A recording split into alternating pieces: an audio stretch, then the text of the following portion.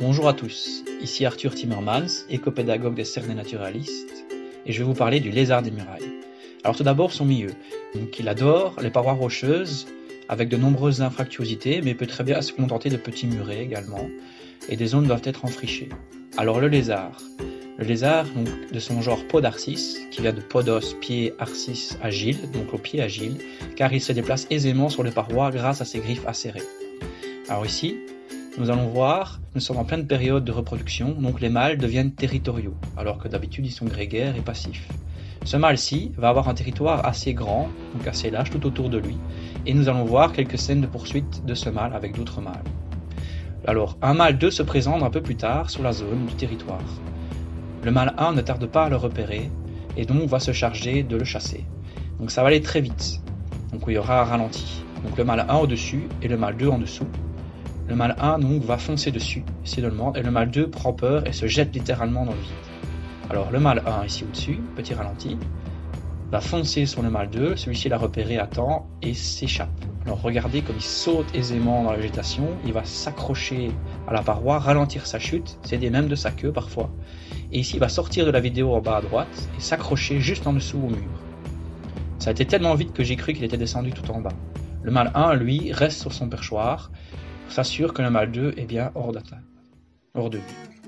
Alors ici on retrouve le mâle 2 qui va avoir une respiration assez rapide. L'ensemble des lézards vont avoir une respiration assez rapide, assez visible au niveau des côtes, lorsqu'ils vont déclencher une activité ou se remettre dans le stress.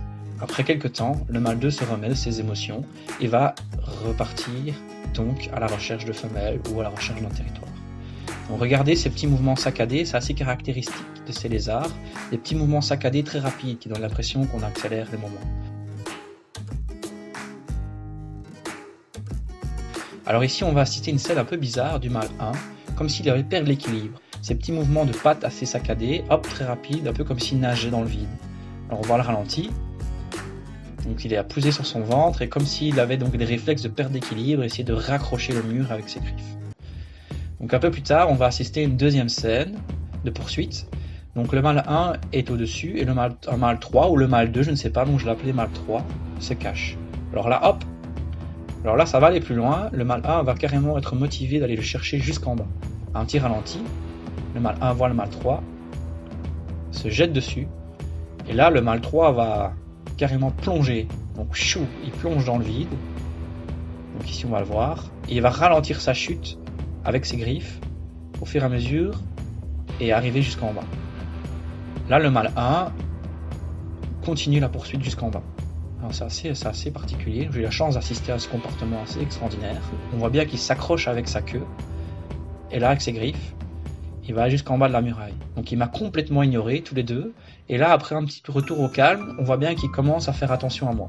Donc vous allez voir, il va aller jusqu'en bas, il va me regarder. Ce sont des lézards très curieux, donc je vous invite, quand vous les observez, à vous mettre à une distance pas trop proche et les laisser faire sans trop bouger. Vous allez voir, ils vont complètement s'habituer à votre présence.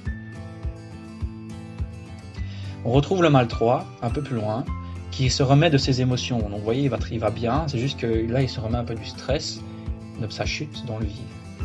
Alors ici, on voit un mâle. Comment on reconnaît le mâle? Avec sa bande noire, avec des patchs de taches un peu plus claires. Ils peuvent arborer de belles couleurs aussi au niveau du ventre.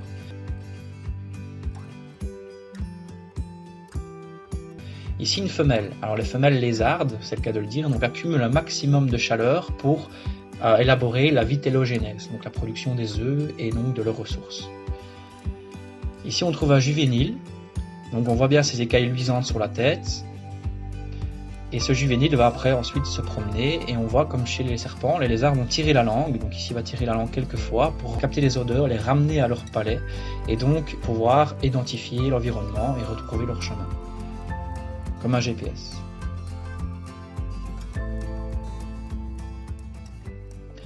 Alors ici une petite question pour vous, ici on retrouve une femelle, donc déjà comment est-ce qu'on peut distinguer une femelle d'un mâle, et ensuite qui lui est-il arrivé?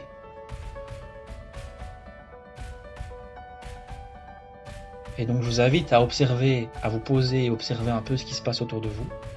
Vous verrez, il se passera de nombreuses choses.